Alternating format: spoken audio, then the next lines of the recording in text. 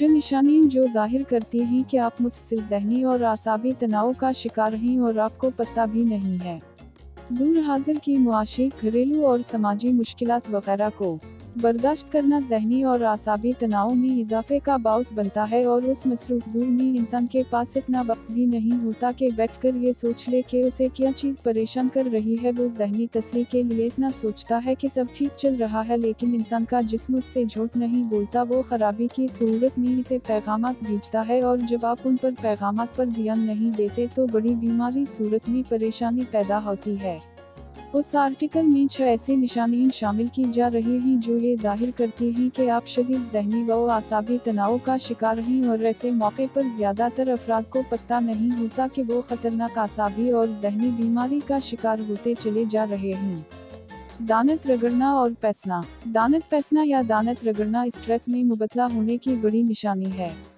अगर आप उस आदत पर गौर करेंगे तो आपको अंदाज़ा होगा कि आप अक्सर दानत पैसते हैं या रगड़ते रहते हैं या बुला वजह बाइट करते हैं और आप सोने के दौरान भी ऐसा करते रहते हैं, तो ये निशानी है ज़हनी व आसाबी तनाव की।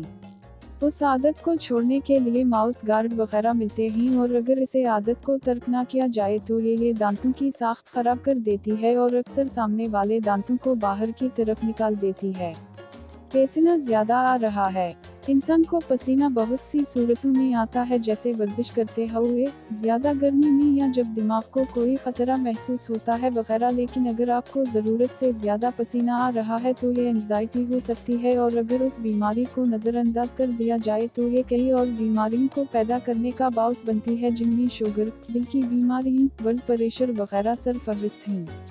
बालों का गिरना। अगर आप बाथरूम में या कंघी करते वक्त ज़्यादा बाल गिरते महसूस कर रहे हैं तो ये भी ज़हनी तनाव की एक निशानी है, क्योंकि ज़हनी तनाव बालों की तरफ खून की गर्ज को मुतासिर करता है और हर वक्त की एंग्जाइटी बालों को रोखा और बेजान बना देती है।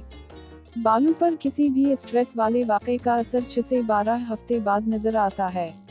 जिस्म पर सुर्ख निशान। आपको कोई एलर्जी नहीं है, लेकिन फिर भी आपके जिस्म पर सुर्ख निशान जाहिर होते हैं और जिस्म पर खारिश होती है, तो ये भी आसाब और ज़हन पर बोझ की एक निशानी है।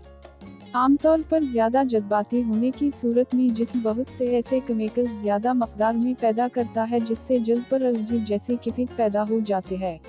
आँख फड़कना। तनाव आपके दिमाग और चेहरे को गैर रिवायती सिग्नल्स भेजता है और उसके नतीजे में अक्सर आँख भी गैर इरादी तौर पर फड़कना शुरू कर देती है।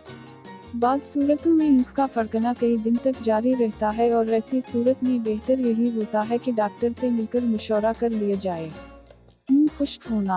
अगर आपने कोई नमकीन चीज़ नहीं खाई हुई और फिर भी आपको बार बार प्यास लग रही है तो आपको अपनी इमोशनल हेल्थ पर तवज्जो देने की ज़रूरत है, क्योंकि ज़हनी तनाव और परेशानी थोक पैदा करने वाले ग्लाइंस को ब्लॉक कर देते हैं, जिससे मुंह बार बार खुश्क होता है और ऐसे मौके पर किसी चीज़ को नगलने में भी दुश्वारी का सामना कर पड़ता है, क्योंकि इंसान का जिस्म भी डिहाइड्रेट हो रहा होता है।